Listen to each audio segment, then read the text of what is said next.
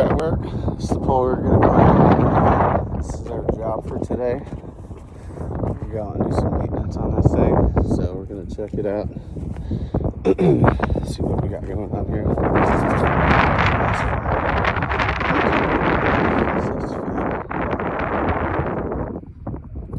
2019. 6 years old. Make sure everything's tied in. Take a look at the integrity of everything.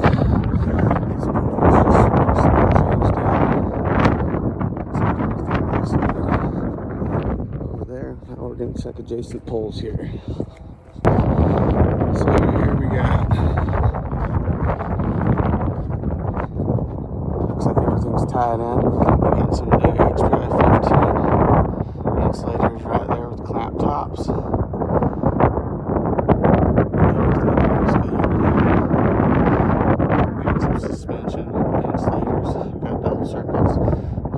Everything's tied in, looking good on this end. Let's check out the other side over here.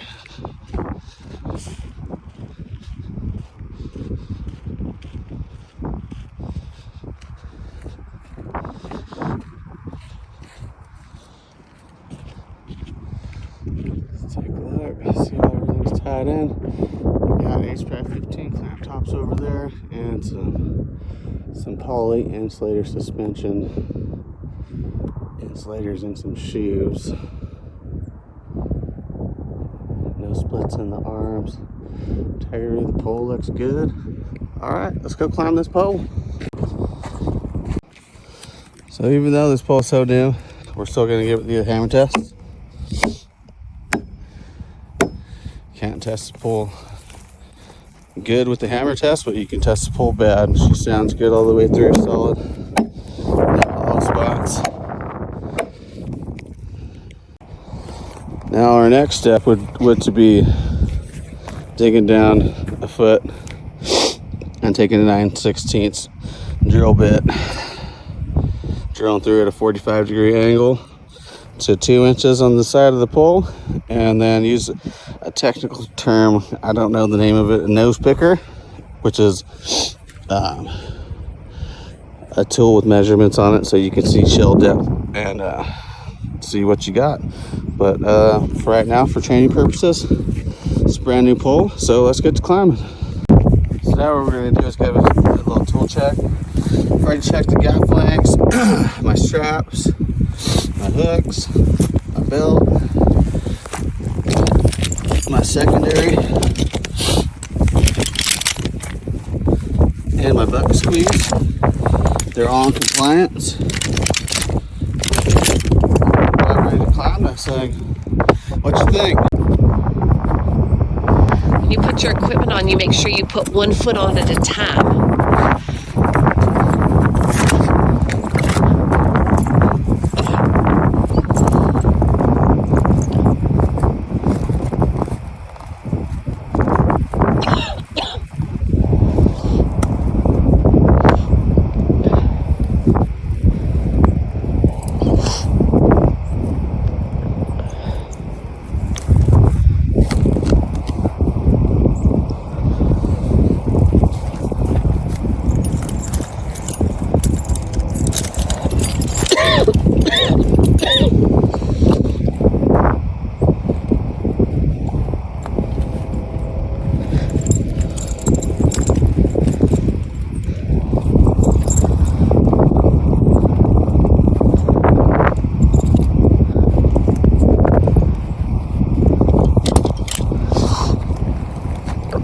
Minute now.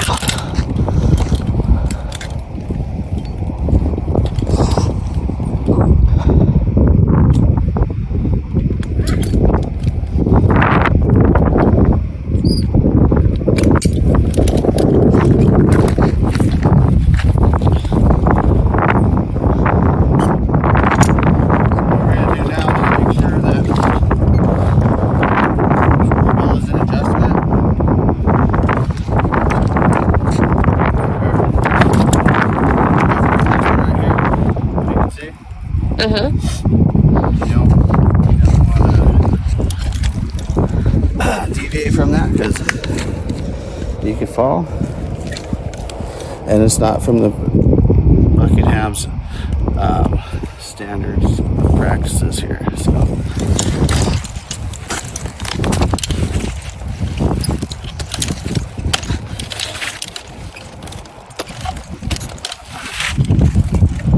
What we have here is you can do a step flip. Adjust as you're going up to stay in compliance. Step. Flip. Ow. While you're climbing, roll in. You always want to split up and what you got going on. And then you got circuits up top.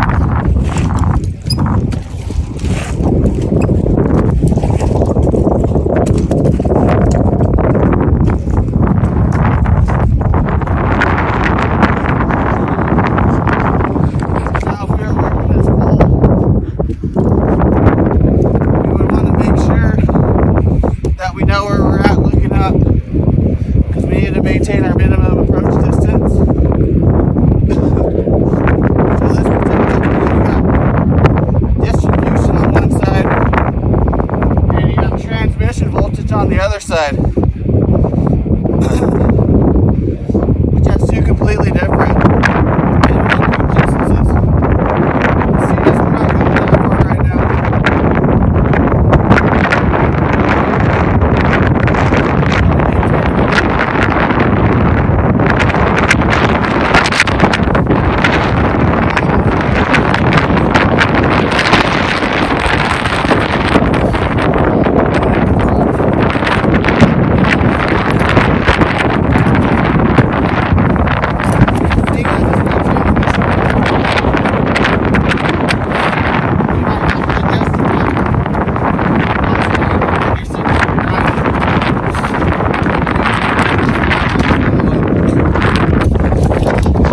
Another thing I'd recommend when climbing is if you can come on this side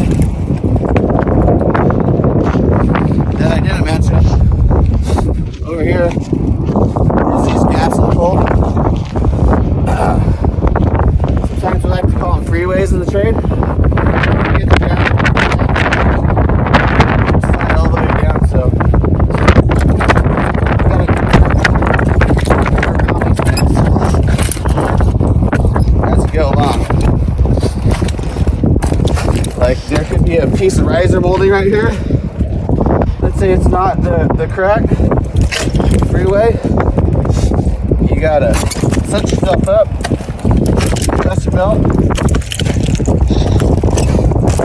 around stuff like that. Or a lot of times when these trees are growing, you go around the spinning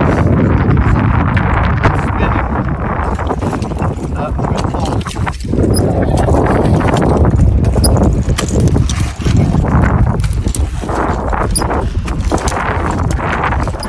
Climb around some stuff as you're going around.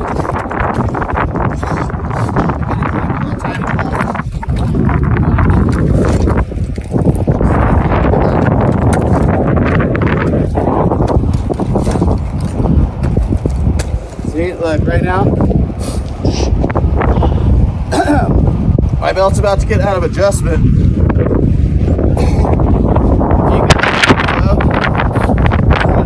this gap right here? All you gotta do, Hold on. see this little gap? Now you're out of adjustment. So you reach around, cinch her up, bring it back to business.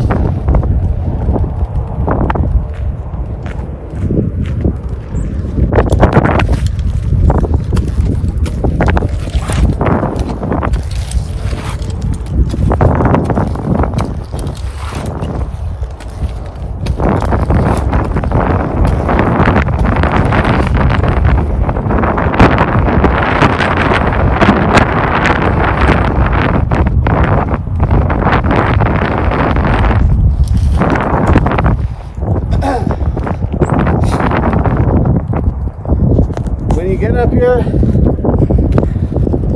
you really want about an elbow's length from your gut to the pole. So I'm a little further away than I'd like to be. So what you do there is you can grab this or the back of the pole and cinch up on this.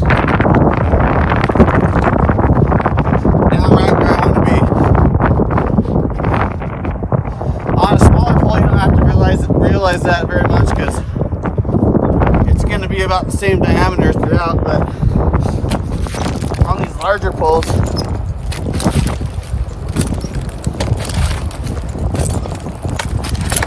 and when you get about to here, it's getting fatter. Reach around. About that.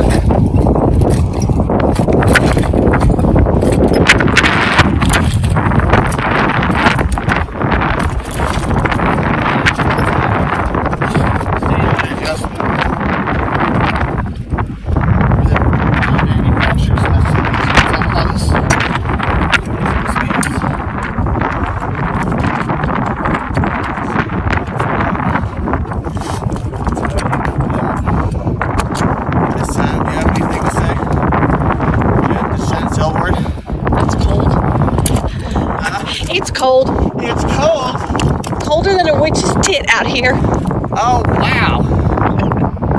So another thing, I know it's supposed to all be about climbing, but I think we covered some good points on that. It's really good.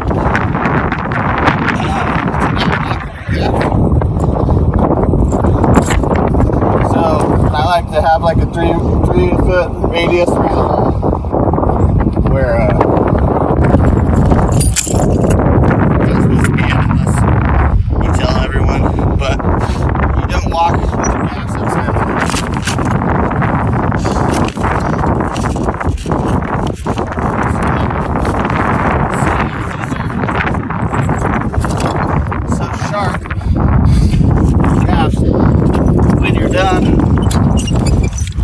gather gear.